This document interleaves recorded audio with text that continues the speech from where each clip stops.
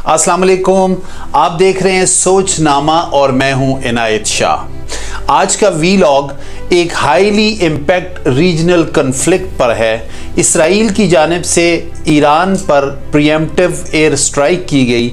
हम इस वीडियो में इस हमले की मिलिट्री स्ट्रेटेजिक इम्प्लीकेशंस, ऑब्जेक्टिव और ग्लोबल रिएक्शन को समझने की कोशिश करेंगे। गुज़श्ता रात इसराइल ने एक कोऑर्डिनेटेड मिलिट्री ऑपरेशन के तहत ईरान पर हमला किया, जिसे मीडिया में ऑपरेशन राइजिंग लायन कहा जा रहा है।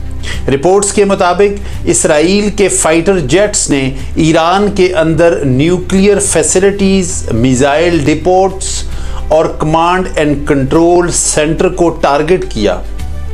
रिपोर्ट्स के मुताबिक इसराइली फाइटर जेट्स ने ईरान के अंदर न्यूक्लियर फैसिलिटीज़, मिसाइल डिपोट्स और कमांड एंड कंट्रोल सेंटर को टारगेट किया।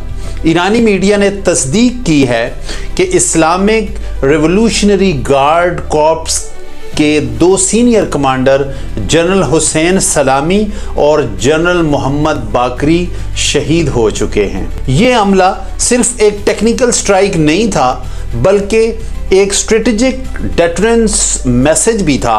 इसराइल ने वाज़े तौर पर कहा है कि ये इक़दाम ईरान के न्यूक्लियर एम्बिशंस को रोकने के लिए था।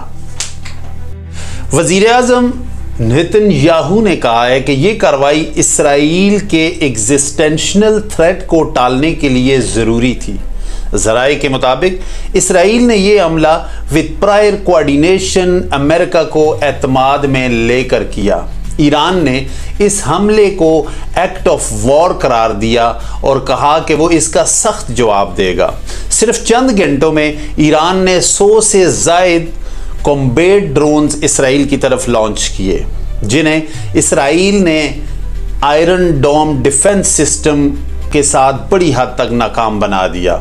ईरान ने अपने कई सिविलियन फ्लाइट्स मंसूख कर दिए और नेशन वाइड रेड अलर्ट जारी कर दिया। अमेरिका ने इस ऑपरेशन से फासला अख्तियार करते हुए कहा कि वो इसमें शामिल नहीं था, मगर सिक्योरिटी को ऑपरेशन बरकरार रहेगा। सऊदी अरब, कतर और यूएई ने दोनों ममालिक पर डी एस्केलेशन की अपील की है।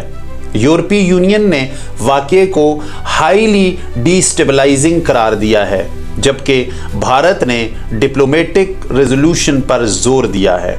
ये वाक़या पूरे मशरिक़ वुस्ता में रीजनल वॉर्स एस्केलेशन का सबब बन सकता है। माहिरीन के मुताबिक अगर ईरान का रद्द अमल शदीद हुआ तो इसराइल मज़ीद प्रीएम्प्टिव मैयर ले सकता है।